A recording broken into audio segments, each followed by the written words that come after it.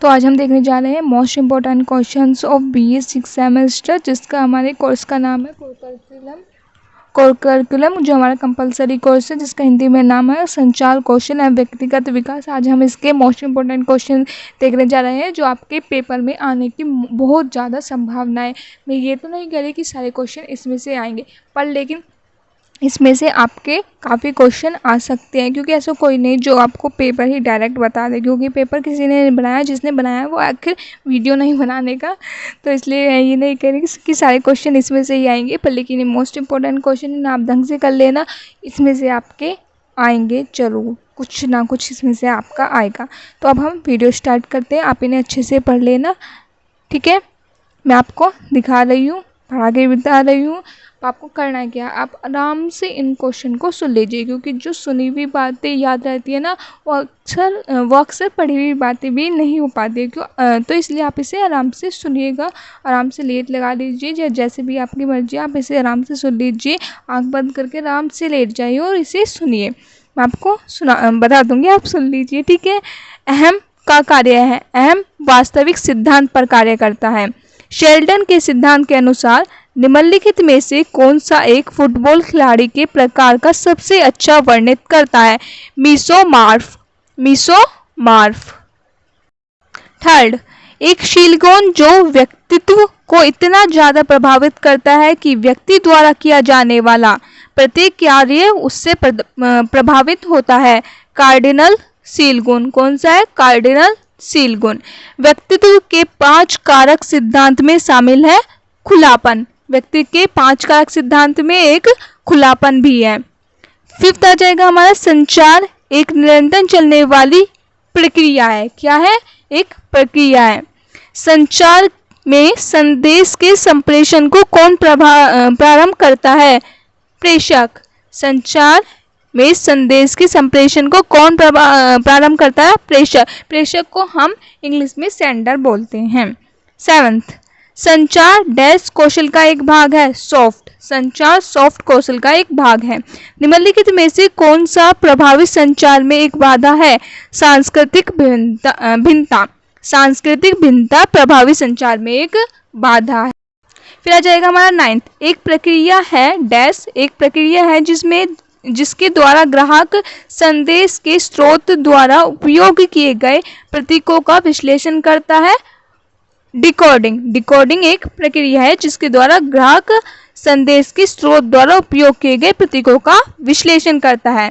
10th, निम्नलिखित में से कौन सी सूचना के उद्देश्य से विचारों, भावनाओं, सुझावों, आदेशों आदि की विषय वस्तु है? संदेश।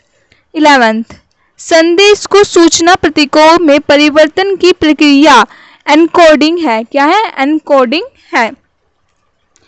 12th, निम्नलिखित में से क्या सूचना में अर्थ संबंधी बाधा का एक सामान्य रूप नहीं है? क्या नहीं है? व्याकरण त्रुटियों तथा खराब वाक्य संरचना। 13, एक शिक्षक विमर्श तथा रिपोर्टिंग के लिए एक प्रसंग प्रदान कर छात्रों को 6 समूह में बांट देता है। इस संबंध में उसकी युक्ति का वर्णन करने के लिए किस प्रक्रिया की संचार प्रणाली सबसे उपयुक्त है? International model. कौन सी है? International model. फिर आ जाएगा हमारा 14, निम्नलिखित में से संचार द्वारा प्रणोत होने वाली कौशलों को पहचानिए। इसमें आ जाएगा हमारा सहायता करना तथा बोलना, और फिर बोलना तथा लिखना। सहायता करना तथा बोलना और बोलना तथा लिखना।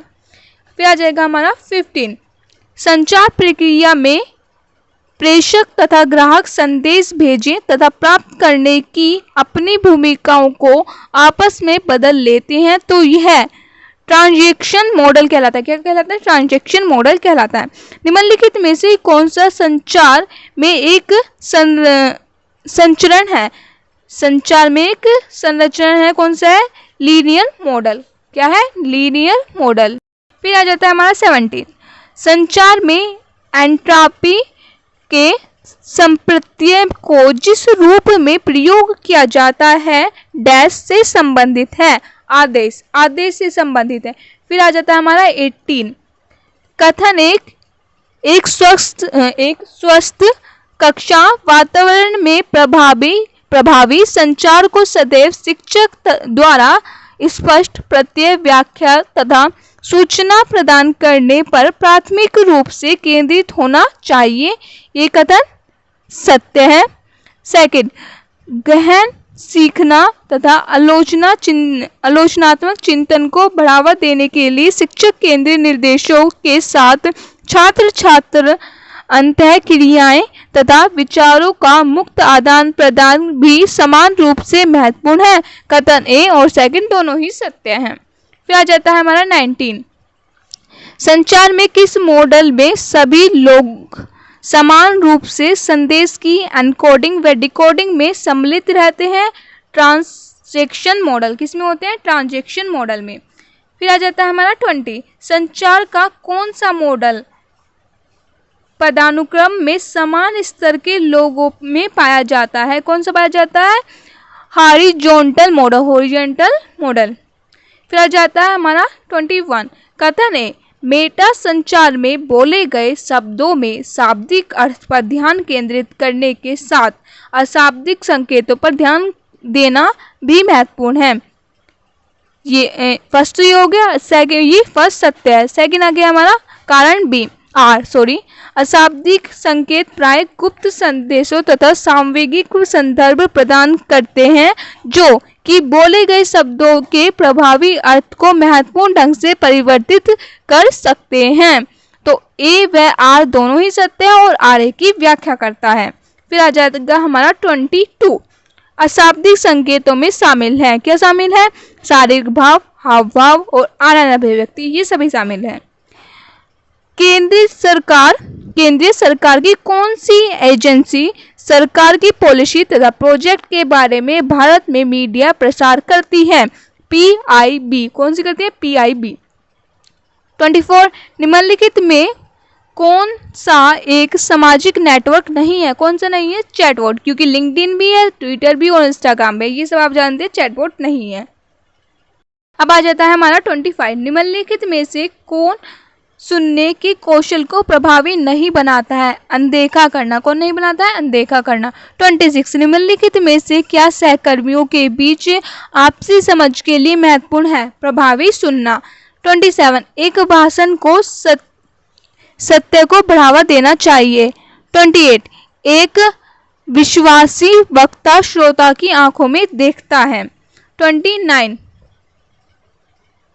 निम्नलिखित में से क्या उद्दंडता को प्रदर्शित करता है? क्या करता है? एक केंद्रित उंगली, किसी की तरफ आप एक केंद्रित उंगली करोगे वो उद्दंडता को प्रदर्शित करता है। ठीक है। एक अच्छे वक्ता की वाणी की टोन किस प्रकार की होनी चाहिए? स्पष्ट होनी चाहिए। 32, एक आत्मविश्वासी वक्ता को अपना भाषण डैश को ध्यान में रखकर तैयार करना चाहिए। किसको? श्रोता को, कि उसके रिसीवर कौन है जो उसे सुन रहे हैं, उसको ध्यान में रखकर करना चाहिए। अशाब्दिक संचार डैश है? पुनरावृत्ति। क्या है? पुनरावृत्ति। फिर आ जाएगा हमारा 34, निम्नलिखित में से पैरा संचार के तत्वों का समूह कौन सा है? आवाज, अवधारणा व प्रभाव। फिर आ जाएगा हमारा 35, निम्नलिखित में से कौन सा भाषा के अतिरिक्त एक संकेत तंत्र है? कौन सा है? फर्स्ट, लिखना। सेकंड, आंकिक विधि। अब आ जाता है हमारा 36, अशाब्दिक संचार अधिकतर असंरचित है। कौन सा है? असंरचित है। शारीरिक भाषा, हाव भाव, मुद्रा तथा आनंद अभिव्यक्ति के अध्ययन को काइनेसिक्स, क्या कहते हैं? काइनेसिक्स के नाम से जानते हैं। निम्नलिखित में से कौन सा अशाब्दिक संकेत का विशिष्ट उदाहरण है जिसमें पिच, रेट, आवाज एवं रुकने का उपयोग शामिल है? किसमें है? पैराभाषा, उसे हम कहते हैं पैराभाषा। 39, अशाब्दिक संचार प्रयोग करता है। क्या प्रयोग करता है? अर्थ प्रदान करने के लिए व्यवहार का। सेकंड, सामवेगिक अर्थ का। और करता है हमारा सारांश में स्पष्ट। इन तीनों को प्रयोग करता है। फिर आ जाएगा हमारा 14, बिना संवादों के चित्र किस प्रकार के संचार का उदाहरण है? अशाब्दिक। निम्नलिखित में से कौन सा एक अशाब्दिक संचार का एक रूप नहीं है? लिखित मेमो, क्योंकि ये तो शाब्दिक का है ना, निम्नलिखित में से कौन सा शाब्दिक संचार का एक उदाहरण नहीं है? साक्षात्कार। निम्नलिखित में से किसका तात्पर्य संचार को समय किस प्रकार प्रभावित करने से है? दोबारा पढ़ लेती हूँ मैं इसे। 43 निम्नलिखित में से किसका तात्पर्य संचार को समय किस प्रकार प्रभावित करने से है? क्रोनोमिक्स। 44 डैश का तात्पर्य है कि लोग स्वास्थ्य को किस प्रकार उपयोग एवं विश्लेषण करते हैं? किस प्रकार करते हैं? प्रोक्सीमिक्स के द्वारा। फिर आ जाता है हमारा हेटिक्स का तात्पर्य डैश से है, स्पर्श से संचार। फिर आ जाता है हमारा 46 सूचना संचार के सभी पहलुओं को निर्देशित करने वाले नियमों का समूह डैश कहलाता है। क्या कहलाता है? प्रोटोकॉल। फिर आ जाता है हमारा 47 अमन अपने सोशल मीडिया पेज पर एक वीडियो फाइल जोड़ता है। निम्नलिखित में से कौन सा वीडियो जिसे कम समय में बहुत सारे लोगों ने देखा हो उसे वर्णित करता है? वायरल। ये तो सबको पता है। फिर आ जाता है हमारा 48 किसी विमर्श समूह में पोस्ट करने से पहले आपको डैश करना चाहिए। अधिकांश पूछे गए प्रश्नों की खोज करें, अधिकांश पूछे गए प्रश्नों को पढ़ें, समूह के बारे में जानने के लिए पूर्व में की गई पोस्ट को पढ़ना, ये सभी हैं। 49 निम्नलिखित में से क्या साइबर बुलेटिन है? फ्लेम मेल, एक विमर्श पटल पर मतलबी टिप्पणी भेजना, हेट मेल और उपयुक्त सभी, ये सभी हैं। 50 आ जाएगा हमारा यदि आपको किसी अनजान से कोई संदेश या मेल प्राप्त होता है तो आपको क्या करना चाहिए? इसे खोले बिना ही डिलीट कर देना चाहिए। चैट। फिर आ जाएगा हमारा चैट संक्षेप BRB का तात्पर्य डैश से है, बी राइट बैक। 52 नेटिकेट का स्वर्नियम क्या है? मानव को याद रख। 53 एक सामूहिक विमर्श में कौन से गुण महत्वपूर्ण हैं? सांवेगिक स्थिरता। 54 एक सामूहिक विमर्श में व्यक्ति को डैश द्वारा संचार करना चाहिए, ज्ञान। 55 एक विमर्श को रोकने का सबसे खराब समय कौन सा होता है? जब 2 या 3 लोग एक साथ बात कर रहे हों। फिर आ जाता है हमारा 56 एक सामूहिक विमर्श में निम्नलिखित में से किससे बचना चाहिए? तेज बोलने से बचना चाहिए। 55 एक सामूहिक विमर्श में हमें डैश चाहिए, स्वीकारात्मक। 58 जब सभी प्रतियोगियों पर एक निश्चित प्रश्नों की सूची समान क्रम में प्रशासित की जाती है, यह डैश से जाना जाता है, संरचित साक्षात्कार। 59 प्रतिवादी से किसी दिए गए मुद्दे पर गहन जानकारी प्राप्त करने के लिए निम्नलिखित में से किसका संचार करना चाहिए? अनिर्दिष्ट साक्षात्कार का। 60 ग्राहक साक्षात्कार के साथ निम्नलिखित में से क्या समस्या हो सकती है? क्या समस्या हो सकती है? असंयोगिक प्रतिदर्श और प्रत्युत्तर पक्षपात, ये दोनों हो सकती है, असंयोगिक प्रतिदर्श और प्रत्युत्तर पक्षपात। फिर आ जाता है हमारा 61 निम्नलिखित में से कौन सी आत्मनिष्ठ विधि एक व्यक्ति के बारे में जानने के लिए बेहतर है? तब उसे मुक्त होकर अभिव्यक्ति की अनुमति दी जाती है, साक्षात्कार। फिर आ जाता है हमारा 62 साक्षात्कार प्रदत्त में निम्नलिखित कारकों से त्रुटि आ जाती है। किन कारकों से त्रुटि आ जाती है? उत्तरों को शुद्धता से रिकॉर्ड करने में फेल, प्रतिवादी के प्रत्युत्तरों को प्रभावित करने से और उपयुक्त साक्षात्कार वातावरण स्थापित करने में फेल, इन सब में त्रुटि आ जाती है। फिर आ जाता है हमारा 63 साक्षात्कार डैश के साथ वार्तालाप है, किसके साथ? उद्देश्य के साथ। एक जॉब प्रत्याशी में रोजगार क्षमता का मूल्यांकन करने की प्रक्रिया किस प्रकार के साक्षात्कार में शामिल है? स्क्रीनिंग साक्षात्कार। फिर आ जाता है हमारा 65। साक्षात्कार के लिए सफल युक्तियाँ क्या हैं? व्यक्तित्व सौहार्दपूर्ण संबंध, अच्छा आंखों का संपर्क, मुख्य बिंदुओं का स्पष्ट विचार और ये सभी हैं। फिर आ जाता है हमारा समूह साक्षात्कार में साक्षात्कारकर्ता प्रत्येक प्रत्याशी के व्यवहार का निर्णय डैश के अनुरूप कर सकता है। प्रस्तुतिकरण और बुद्धिमानी ये दोनों हैं। फिर आ जाता है हमारा 67। साक्षात्कार कितने प्रकार का होता है? 5 प्रकार का होता है। निम्नलिखित में से कौन सा अर्धसंरक्षित साक्षात्कार का प्रकार है? पैनल साक्षात्कार। पैनल साक्षात्कार अर्धसंरक्षित साक्षात्कार का प्रकार है। इंटरव्यू शब्द की उत्पत्ति से हुई है। इंटरव्यू फ्रेंच शब्द से आया है। फिर आ जाता है हमारा 70। साक्षात्कार कौशल के प्रकार क्या हैं? फेस टू फेस, व्यवहारवादी और टेलीफोन ये सभी हैं। निम्नलिखित में से कौन सी साक्षात्कार प्रश्नों का उत्तर देने के लिए एक अच्छी सलाह नहीं है? क्या नहीं है? अस्पष्ट रहें तथा विशेष सूचना देने से बचें। 72। एक जॉब साक्षात्कार में आपको अपने शारीरिक भाषा से क्या करने से बचना चाहिए? क्या करने से बचना चाहिए? अपने हाथों तथा पैरों को क्रॉस करने से बचना चाहिए। फिर आ जाएगा हमारा एक सक्रिय श्रोता बनने के लिए कुछ सलाह क्या है? वक्ता जो बोल रहा है उस पर ध्यान दें।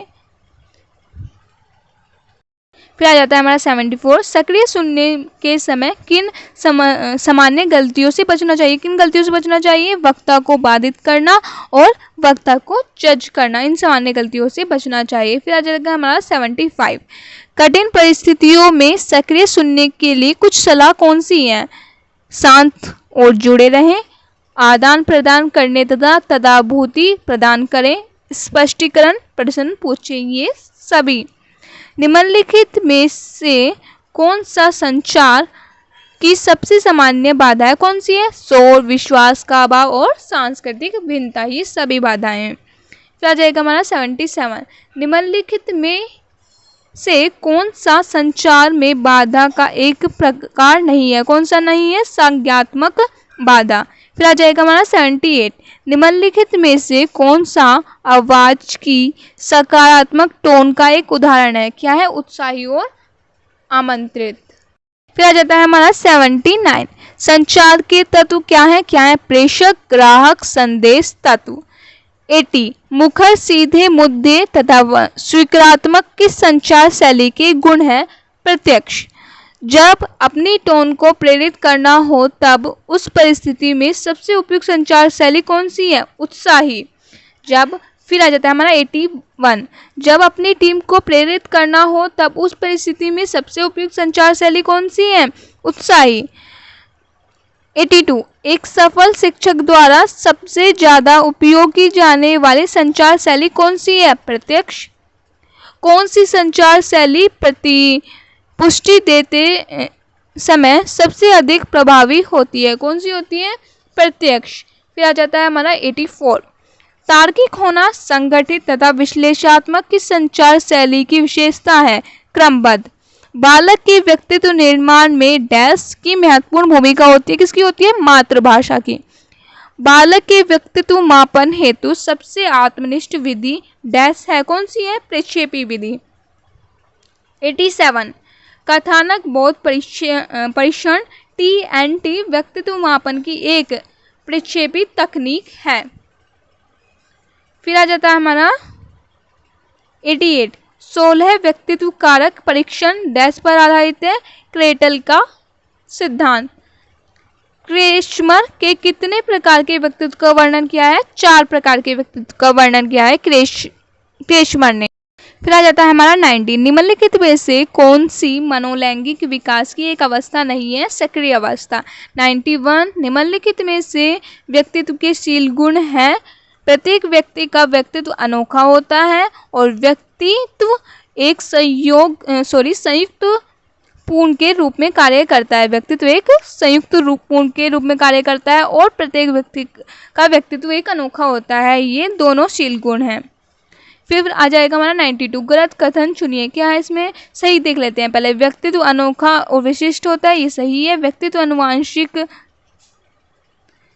आनुवंशिकता के वातावरण का संयुक्त उत्पादक है, ये भी सही है। व्यक्तित्व में मनोदैहिक तंत्र होता है, ये भी सही है। तो गलत कौन सा है? ये वाला गलत है। व्यक्तित्व केवल व्यक्ति का रूप है। 93 व्यक्तित्व का वह चल जिसके द्वारा व्यक्ति सामान्यतः अपने बारे में अनुभव करता है। डैश है, क्या है? आत्मसम्मान। कथन व्यक्तित्व सीखी गई अनुक्रियाओं के समूह के अलावा कुछ नहीं है। व्यक्तित्व के किस दृष्टिकोण को सबसे बेहतर वर्णित करता है? कौन करता है? व्यवहारिक दृष्टिकोण। फिर आ जाता है हमारा 95 व्यक्तित्व के जैविक निर्धारकों में डैश शामिल है, क्या है? शारीरिक गठन। 96 इदम अहम पराहम बनाते हैं, क्या बनाते हैं? मन का गत्यात्मक पक्ष। 97 मनोविश्लेषण के प्रवर्तक कौन है? कौन है? फ्रायड। 98 अंतःस्रावी ग्रंथियों के स्रावन को कहा जाता है, क्या कहा जाता है? हार्मोन्स। उसे हम हार्मोन कहते हैं, अंतःस्रावी ग्रंथियों के स्रावन को। फिर आ जाता है हमारा 99 पर्सोना का अर्थ है मुखौटा। एरिक्सन ने मनोसामाजिक विकास को डैश अवस्थाओं में बांटा है? 8 अवस्थाओं में बांटा है।